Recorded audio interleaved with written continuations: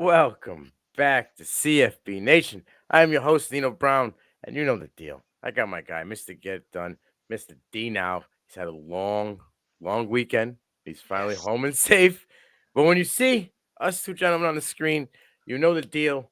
It's the Devy Dollins podcast. My man, how we doing tonight? Like you said, long weekend, great weekend. Was at Iowa for senior day. Then made the long trek home today. So, like you said, glad to be home. Glad to talk about some Gators. Hey, listen, I gotta ask. I saw the picture. I retweeted it. He looks small. How big is Dallas Clark? He is a lot smaller, obviously, now that he's been retired for almost a decade, but he's taller than you think. All Like, right. that's the one thing. I had a But feeling. Pictures don't. You get angles, but he still looks like he's a little stout. You know what I mean? Like you can. he looks like still, though, that he could strap it on and go catch you 3 or 4 passes for 50 yards, though. Like, he was bouncing around like he was still 20 something. I love it. He looks like he's ready to go. Throw him a ball and get him in there. Oh, You yeah. know, you want to talk about bouncing around. All right, we're gonna talk about one gentleman in this first ever CFB Nation exclusive Devy Dollins duo. We're coming at you with two Gators. I'll be chomping at the bits at you, right? These two gentlemen, listen, one's a freshman, one's a sophomore, but they got a lot of swag, a lot of juice in the tank, and I think you're gonna enjoy what we got to bring to the table for you in this episode. So right off the rip, it's gonna be Eugene Wilson and Arlis Boardingham. We're gonna start with Eugene. Pedigree is there. I know. Seen his dad play 2 Super Bowls for the Patriots, and Eugene Wilson was a safety. This gentleman, he's a wide receiver. All right. He was, he did play both sides of the ball. But 5'10, 180 pounds, 4-star recruit. He was the 16th ranked wide receiver in the 2023 class. Now, as I do my research, I started to see who did he rank better? Like who was better than him that he's really outperforming? Couple guys in his, right around his area. Ryan Niblett for Texas, right? He was ranked 15th. I'm pretty sure we haven't heard a darn thing about him. It was just Mm-mm. John Tate Cooks, and that was about it. Malachi Coleman, he had a couple games late in the season, right? I think the last 3 or 4 games they started using him. He was ranked 11th. Obviously, Wilson's blown him away. And Nathan Leacock, who was supposed to be a guy that we thought we would see later in the season for the Tennessee Vols, plus they had a lot of injuries, still never saw the field.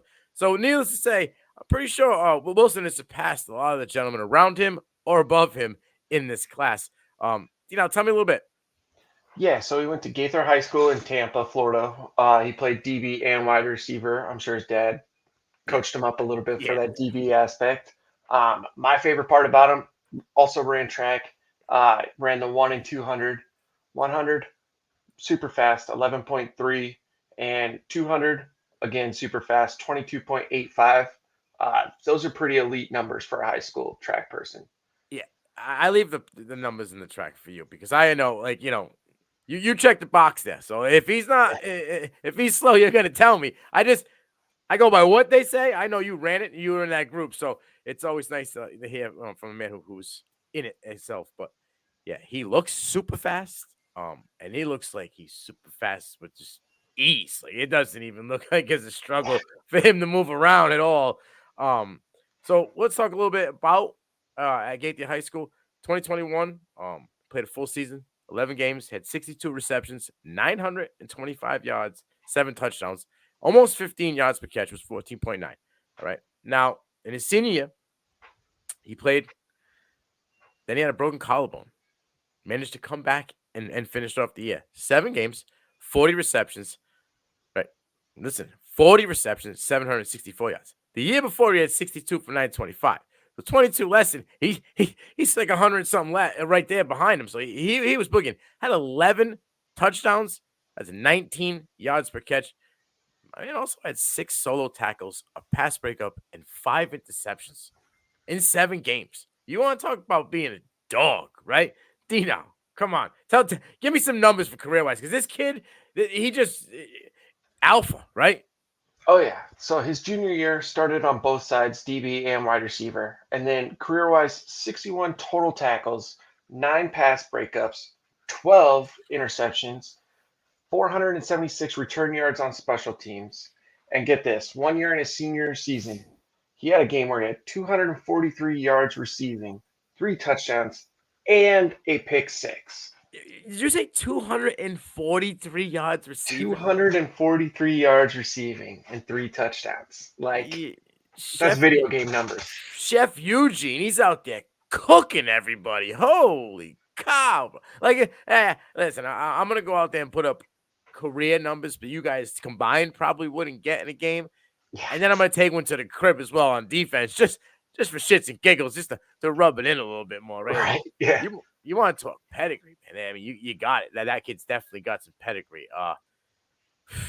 The Office, they like Santa Claus list at Christmas. The teams thrown out Florida, Michigan State, Illinois. I love that Toledo was on the list there. I know, Right. shout out the boys, right? Florida State, Oregon, Georgia, Penn State, Alabama, Ole Miss, Louisville. The list goes on. It was just forever. Now, broken down some tape. I watched a little bit of Huddle for the high school, and I watched a few games this year. I was able to cheat a little bit because I had broke down some film and I went on the CFF list waiver wire because I took him and Mertz for my thing. So I had already seen it. And I knew who he was going up against, and man, it's just crazy. Like, he has instant separation. I don't know if this is a word. Webster, make it a word. If not, get twitchability. I don't know if that's a word, but he got it. All right. I'm making it a word today. He got a lot of that twitchability. This guy sneezing could shake a dude out of his cleats. It's crazy. He made Mertz look great, right? Mm-hmm. Absolutely great. And there's not a knock to Mertz this year. I was never a fan, but he had a great season.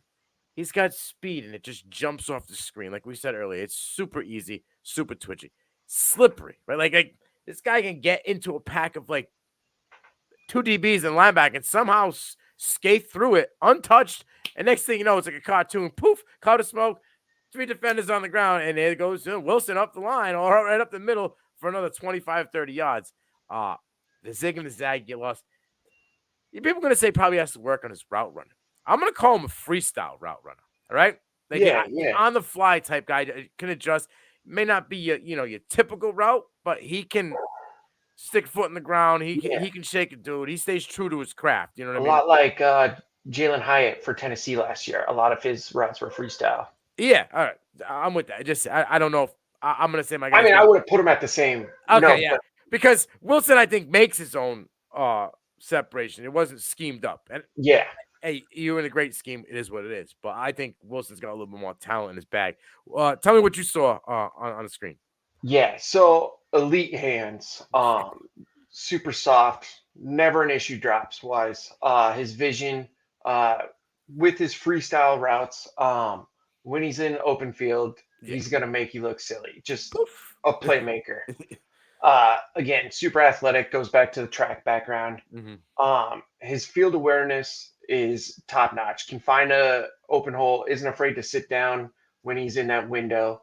And then Florida likes to use the motion a lot. He is a motion master. When they put him in motion, makes it a lot easier for Mertz to be able to read that defense. Yeah. I mean, I want to say it was about 6 or 7 snaps in a row against Georgia. They had him in motion. They were just like, boom, back and forth, whether it was fake screen or set up a screen or whatever it was, get him in the slot. They were just moving around and the speed. Once you get to step and you have an angle on you, good luck. All right, this year, 9 games. Okay, he was second only to Ricky Purcell, who was ODB 2.0 this year for the Gators. He made some stupid catches. Obviously, that one in the middle of the field, and there was a couple down the sideline. Purcell is a dude. But he was only second to him as a freshman. 67 targets, right? 58 receptions, 502 yards, 6 touchdowns, almost 9 yards per catch, right? He did have 5 rushing attempts. Kids can be played everywhere for 54 yards, 502 yards total. 468 of that. Yak. He had 8 out of 2.6. Let me tell you, that's pretty much calling hike and throwing this dude the ball. He is a playmaker. You just get him the ball. It doesn't matter if it's at the line of scrimmage, behind the line of scrimmage, in front of the line of scrimmage, down the field. You get him the ball, and good things happen. You mentioned great hands. Not a single. Goose egg. Yep. Drop. Repeat that. Not a single drop. That is all insane. season for a freshman in the SEC. Yeah. And he mustered up 34 special team snaps. And I say that because when this kid's in his bag, when Purcell went out and stepped in and was being, the true guy, out the number one for them, he was also putting special teams. Like, didn't matter to him. Any I way he could love help that. his team out. Yeah, I love exactly. that. Shows him, the intestinal fortitude. Like, I'm going to get it done any way I can. Talk to me about where he lined up in some games this year that you liked. Yeah, so he lined up both in slot outside, a little bit more out wide, 55% on 151 snaps, only 117 in the slot. But then some games that I loved, Georgia was in his bag that game. 11 receptions, 75 yards, a touchdown, almost 7 yards per catch. Arkansas, another great game, 8 receptions, 90 yards, 2 touchdowns, Yeah. a little over 11 yards per catch. LSU, 6 receptions, 63 yards, 10 touchdowns. And then on Saturday, in a game that I caught the end of that game, and it was a great game. 7 receptions, 23 yards, touchdown. His overall PFF grade is 81.8, and that's as a true freshman. Yeah, I mean, people didn't want to believe that he was a dude and said, it was just, he's getting schemed up. It don't matter. I mean, you watch the intro, you've seen it. They hit him in space. He makes people miss and takes off. I mean, it doesn't matter where they get in the ball. You like Smoke Harris, you like Eugene Wilson. It's the same style of player, right? These guys just, you can't stop them. Can't stop them in the open field. Your job is to stop them. You're not doing your job because he's better at his. All right. I thought about a couple things here, and I know that I want the viewers, the fans, to be like, "Oh, that's such a a chalk pick because he was an ex-Gator," but I see it. Now, I took a lot of heat because I like Tony, and he shouldn't have got drafted in the first round, but I liked what he had to bring in as a complementary piece to an alpha, right? Which I think Eugene Wilson can be that absolute dominant complementary piece. And we're seeing a guy who's a complementary piece in the NFL now, who we just saw last year in college in Josh Downs. And I think that is a perfect comp for Eugene Wilson. I think he can grow into that role where he doesn't have to be that alpha on the outside. Can play on the outside if you need him to, right? But doesn't need to. He can work that slot. He can be that possession guy all over the field, Swiss Army knife. What are your thoughts and what do you got for me? Yeah. So I'm going to go a little off script. I had originally Jahan Dotson as my comp. But the more I think about it, I'm going to go with a teammate of his, and I'm going to go with Curtis Samuel. Ooh, the wide back, the original wide back. OG, Yeah. baby. Yeah. I honestly think if Billy Napier is there next season, I would love to see them use Wilson in kind of a Curtis Samuel scheme, or where just get him on the field in any kind of formation. Like you said, he's got 5 attempts, 54 yards. They dibbled in it a little bit, A little. I would love to see him do a little bit more. And the more I think about it, I think he kind of fits that role that Curtis Samuel was while he was at Ohio State, and we saw a little bit with the Panthers early in his career. Right. Yeah. Samuel was Samuel was a dude. He was the true meaning of a Swiss Army knife. He was Debo. He was Debo before Debo. Like, people don't want to remember that. But that first year in Carolina, ooh, man, he was just dangerous. He just wasn't as fast as like Percy Harvin, right? But he was able to play that role of Percy Harvin. Yeah. Yep. Yeah, I love it. Dotson, I think, could still be that guy. Like, we talked about. It's just he might just be around the wrong coaching staff. Yeah. That's Riverboat Rivera. Yeah, I think he might be gone soon. But all right, now let's get into this other gentleman. Same team, right? A year ahead. His name is Arlis Boardingham. 6'4", 220-pound tight end, 4-star recruit. This is the best. They put him. I feel like this is a new thing. Like, either if you're an athlete, you either get stuck at safety or you get stuck at tight end because they just don't know what to do with it. They might throw you at linebacker if you're a hybrid, right? He was a 23rd ranked athlete in the 22 class, right? Birmingham High School, Van Nuys, California. Now tell me a little bit about him in 2021. So yeah, in 21 he played 13 games. Did a little bit of everything for his school. He had 22 attempts, 171 yards, 5 touchdowns, averaged almost 8 yards per carry. And then he also had 43 receptions for 836 yards, 15 touchdowns, 19 yards per catch. And then, like they say in Friday Night Lights, and he can pass. He went 1 for 3 for 19 yards and a passing touchdown. Why? A You little bit just of get the everything. stat, yeah. Put the stats in there just to pat him up, just to say, hey, coach, I could be the emergency QB if you need me. I got that. Exactly. I love it. 67 total tackles. Okay, 47 solo, 8 tackles for loss, 2 sacks, a QB hurry, 5 pass breakups, and 2 fumble recoveries. That, my friend, with that offensive numbers in one season is stupid. Now I understand why they just ranked him in the athlete class, because this kid could pretty much do everything. And you see it on the field. The intro again, he had a circus catch for a touchdown. They could have took a shot. The gentleman was like, yeah, I don't even know if I want to hit this guy going across. I might get hurt trying to hit him. He kind of just froze up, and Boardingham just walked in for the touchdown. But the office from schools, and I remember, because BC threw an offer at him. I knew it was like fishing in the Pacific. Good luck. Virginia, USC, Oregon, Florida, Notre Dame, Colorado, Duke, Kansas, Texas, San Diego State. No, the laundry list again, Santa Claus list. The kid was a freak.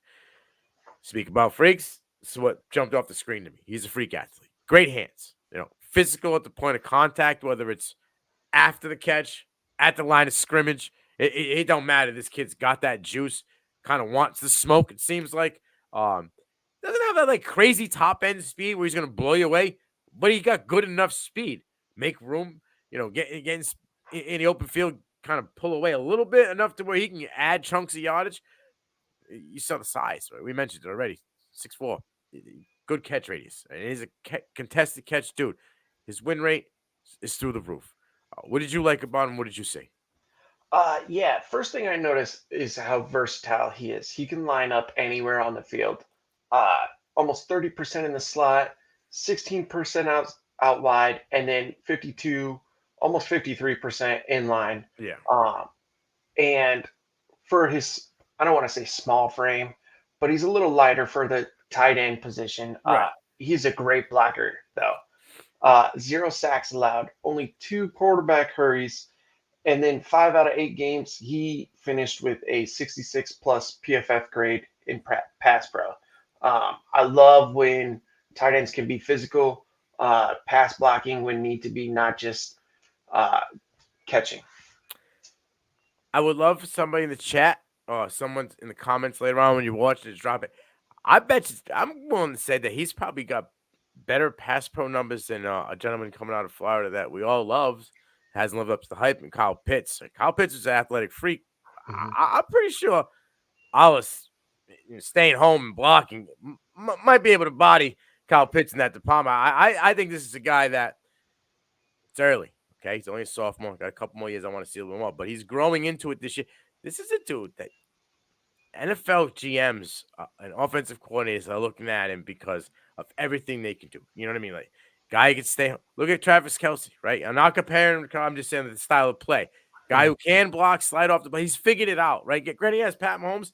But I'm one of those guys that say I think he makes Pat Mahomes a little bit better than Pat Absolutely. Mahomes makes him. He can block. He can stay home. He's figured it all out with the athleticism that he has. I think Boardingham, if he can stay on this track, is a very good chance that he could be that type of tight end.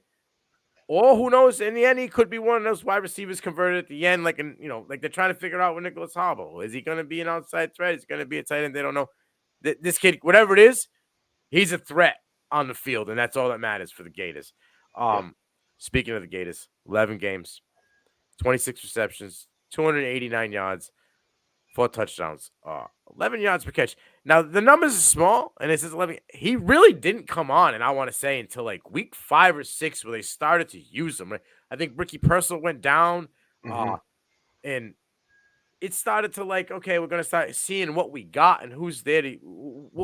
It's time. It's time to start going to the youth movement because our vet is down and we need to, can't get Graham Mertz destroyed. So that's what they did. 42.7 contested catch rate. Okay, only had one drop, and out of 289 yards, my man had 171 yards after the catch. That's almost half, a little bit of one half. Like, yes, Moon, I'm with you. If you scale the sample size, exactly. And this is why he's on this show, because we want to be ahead of it. The potential is there for both of these gentlemen. Boardingham jumped off the screen to me, and it was in the Vandy game, really. But I'm gonna let you talk about some games where you liked them.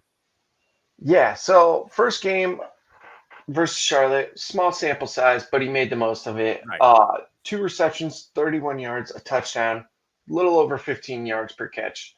But like you're saying, week 5, I believe, versus Vandy, Yes. like we have here, is when he really had his coming out party. 7 receptions, 99 yards, 2 touchdowns, about 14 yards per catch. But that's where you really saw, okay, this dude could be a dog. Yeah. And then South Carolina, 5 receptions, 55 yards, and a touchdown. So 11 yards per catch. Right. But like you said, small sample size, but you see the potential that's there. In that South Carolina game, I watched it because I do a show with our guy Brian Bosage at Garnett Roost, so I have no choice. Yeah, I have to watch the games.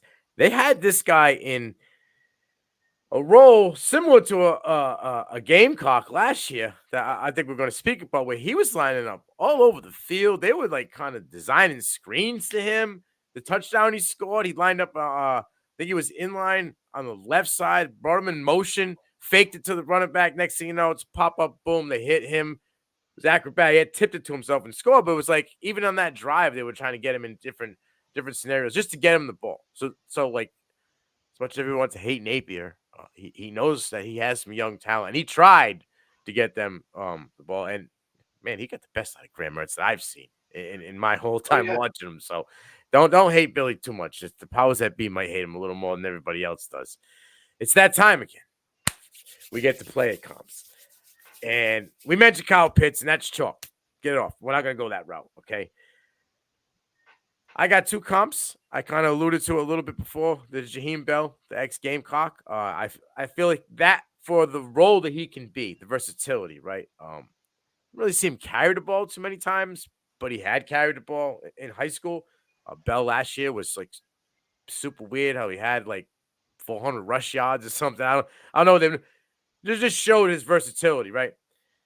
But when I went back and I started breaking down tight ends and this athletic style and Darren Waller just jumps out and this kid is like, all right, he's a young version of him. He can grow into the build. The athleticism there coming out and everything. Yeah, give me a little bit of Darren Waller 2.0. What are your thoughts? Who you got? I love the Darren Waller comp. But I'm going to go a little different. And my comp is more if he stays more at the tight end position. Okay. So my comp is Jeremy Shockey Oh. plus. I think he's a far better athlete than Jeremy Shockey was, but the way that he was utilized at the U, they did a lot of screens for him. Yes. He was an excellent blocker, even in the pass pro. Someone that the U really leaned on during his time there, and then continued at the Giants and the Saints. If he stays at tight end, I think this is an excellent comp and could be a cornerstone for the Florida Gators and whatever team is lucky enough to get him in the future. I love it. I was huge. We talked about it in the green room. I love Shockey. I even remembered like he hit his last NFL career year with Carolina, and we were like, really? And I'm like, 31 years old, he went out, but injuries got him multiple times, but he was a dude, super athletic. I thought Will Mallory would have been kind of like a Jeremy Shockey coming out of the U as well. Had that style to him in that first year, that breakout year. But Boardingham had a couple breakout games this year. If they can squeak in, right? The possibility that they can squeak into a bowl. What do they got? How many was they got? 5? They got 5. They need 1. They got to get this last one, right? This is big. Yeah. They get this last one to squeak in. You get that.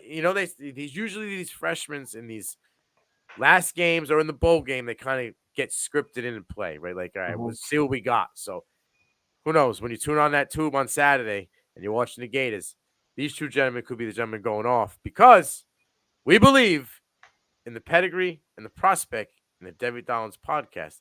I'm Nino Brown. That's my guy, D now, Mr. Get It Done. This is the CFB Nation. And every week we are here bringing you those prospects you look for, whether it be in fantasy or in real life. But a guy that's a freshman or a sophomore that could pop, hasn't popped. Maybe people are starting to talk about him, or maybe we're just a little bit ahead of the curve. We tend to do that often. This is the CFB Nation. We are out.